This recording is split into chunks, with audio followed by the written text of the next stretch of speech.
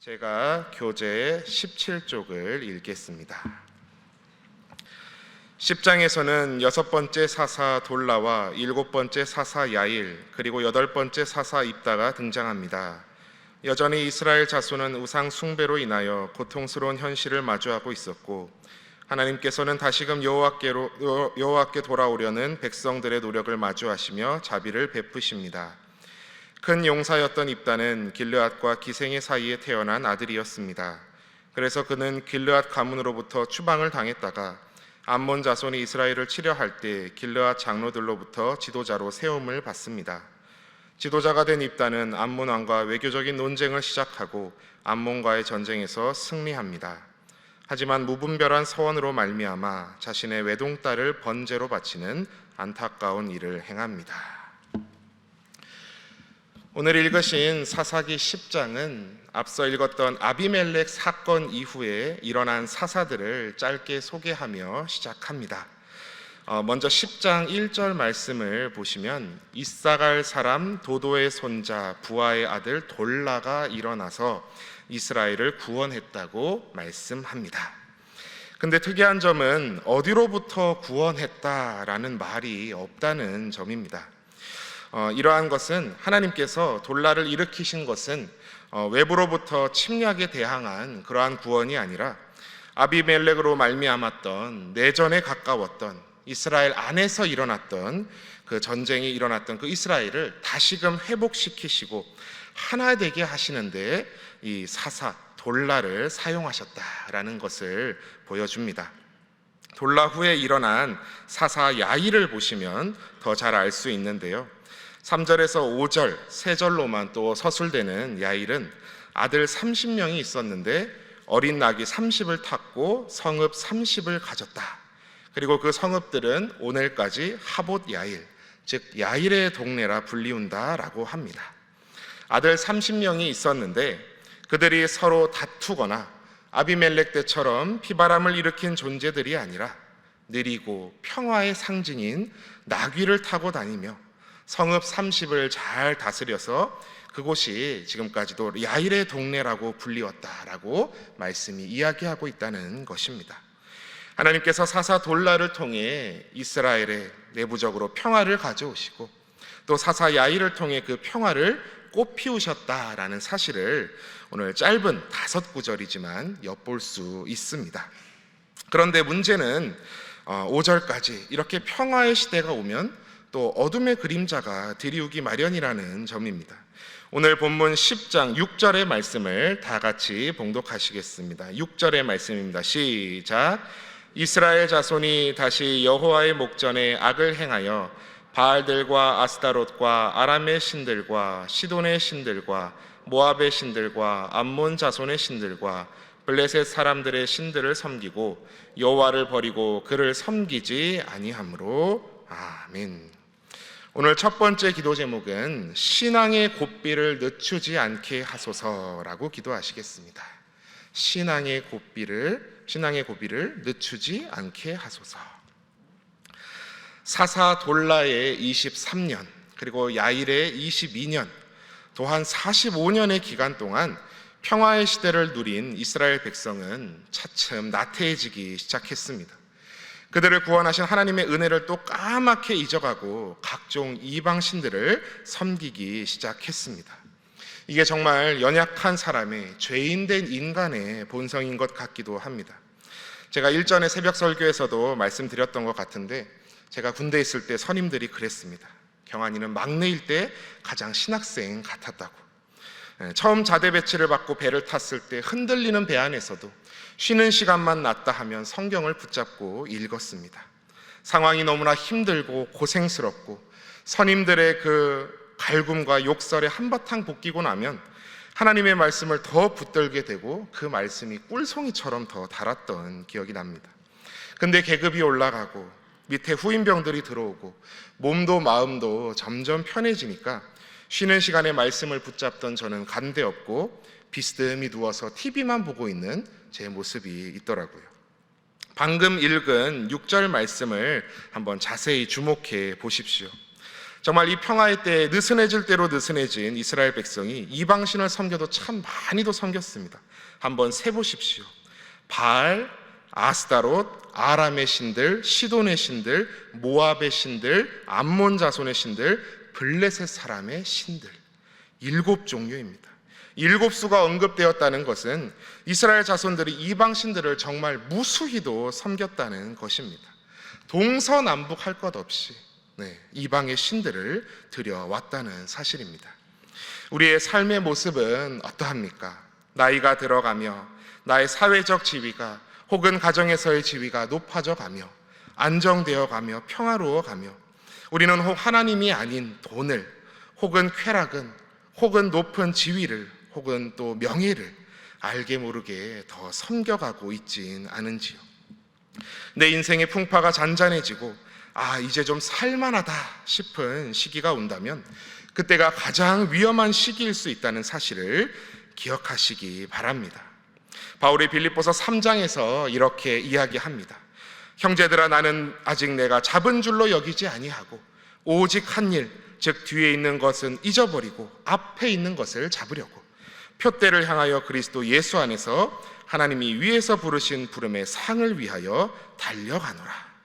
그 위대한 사도 바울도 이제 내가 좀 다 이루었다고 천천히 좀 걸어갈게 하는 것이 아니라 그리스도와 하나 되기 위해서, 연합하기 위해서 그 표대를 향해 부지런히 달려가노라라고 이야기했습니다. 오늘도 결코 우리의 신앙의 고삐를 늦추지 않으시는 사랑하는 저와 여러분 다 되시기를 축복합니다. 10장 후반부를 계속해서 보시면 여호와를 버리고 그를 섬기지 아니한 이스라엘 백성을 하나님께서는 이제 그 보호를, 그 울타리 치신 것을 제하여 버리시고 이방인들의 손에 넘기십니다. 파셨다라고 말씀은 표현합니다.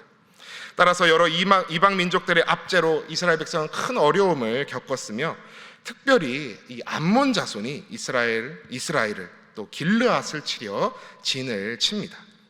이 길르앗은 요단강 동편 땅으로 그 동쪽 경계를 암몬과 마주하고 있던 지역이었습니다.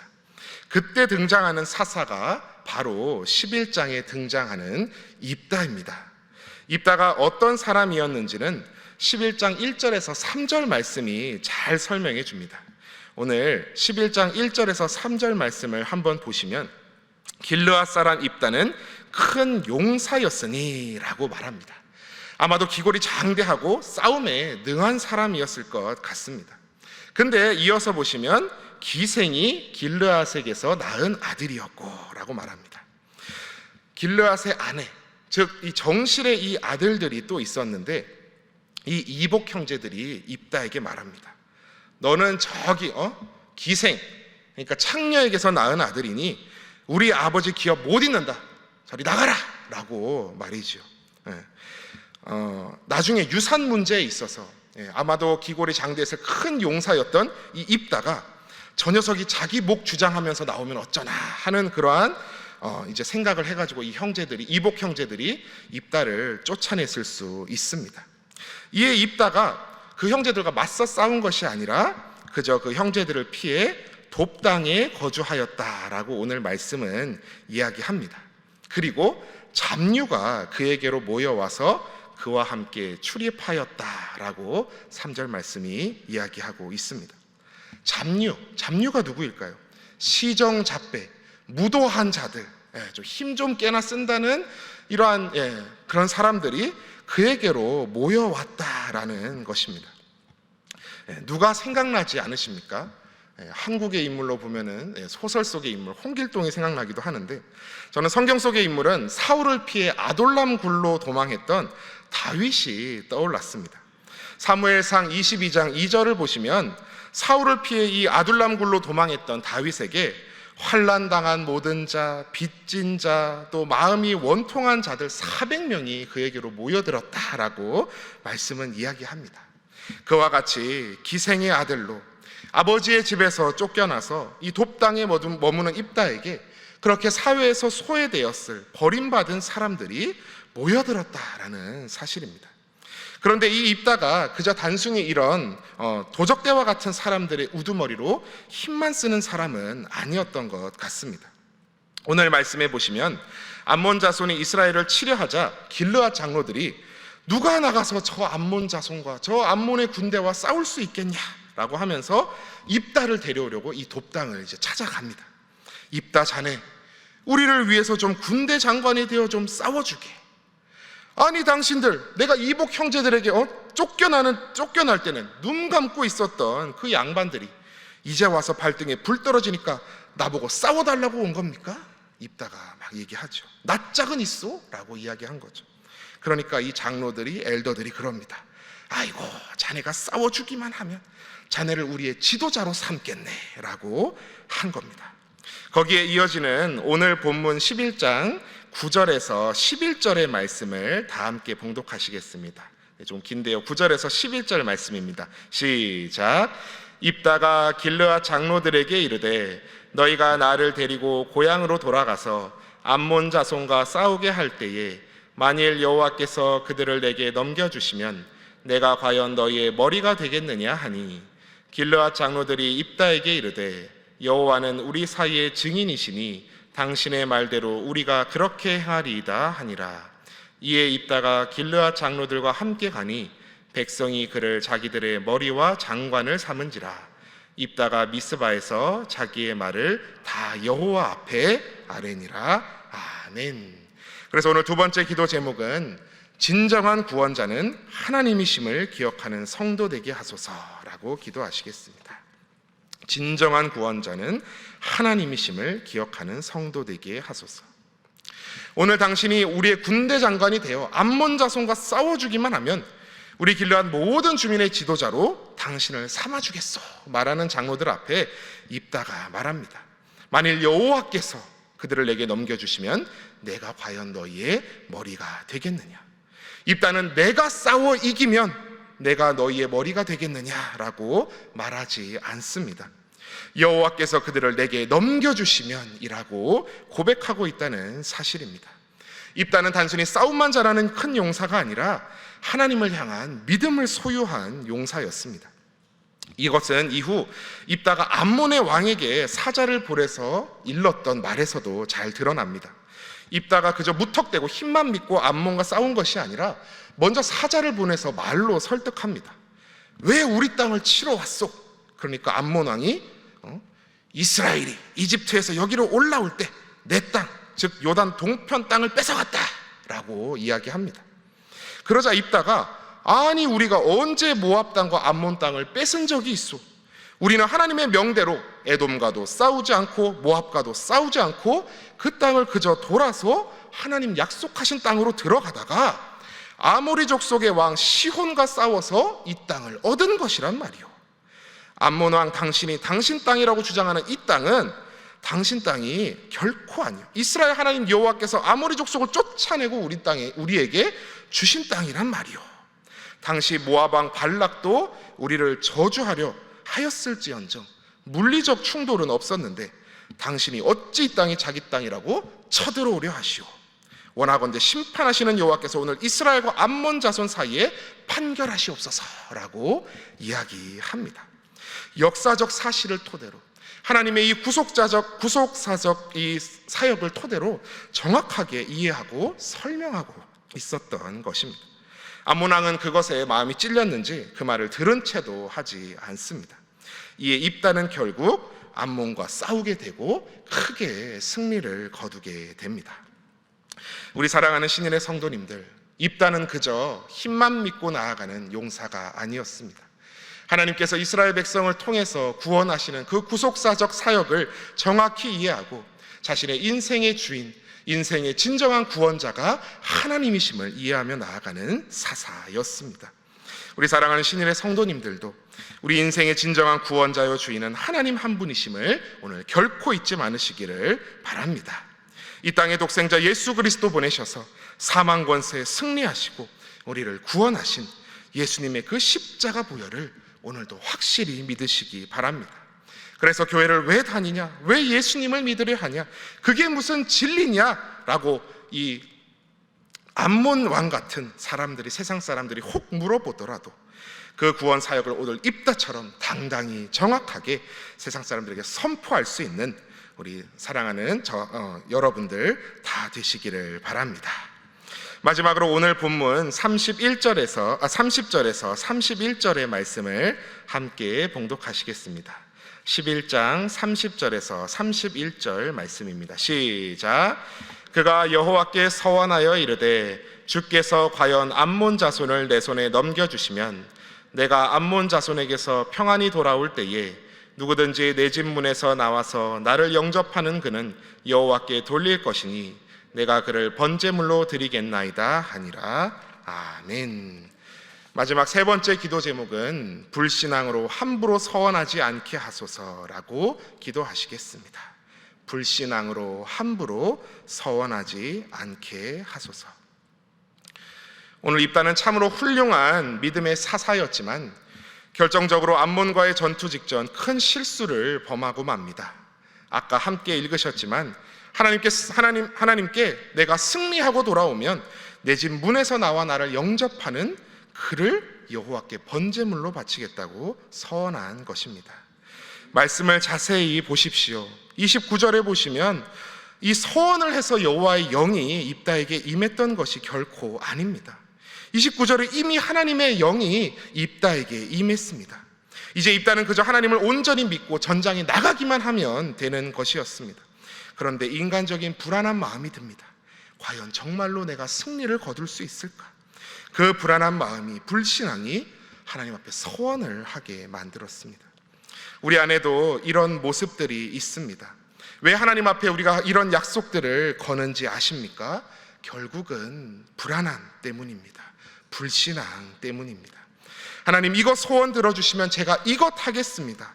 그 정도 판돈 걸면 하나님이 해주시겠지. 내가 바치는 이 호의 때문에라도 하나님께서 들어주시겠지. 하나님 꼼짝 못하시겠지 라고 생각하며 하는 기도인 것입니다. 저희 아버지가 해군 장교셔서 어릴 적부터 군교에서 이런 모습을 참 많이 봤습니다. 진급대반 되면 가득히 모여서 나와서 새벽마다 기도하며 이번 진급만 되게 해주시면 첫 월급을 다 드리겠습니다 하시는 분도 있고, 이번 진급만 되면 성가대를 서겠습니다. 이번 진급만 되면 내가 주일 성수 결코 빠지지 않겠습니다. 하나님과 거래하는 기도를 하시는 분들이 있었습니다.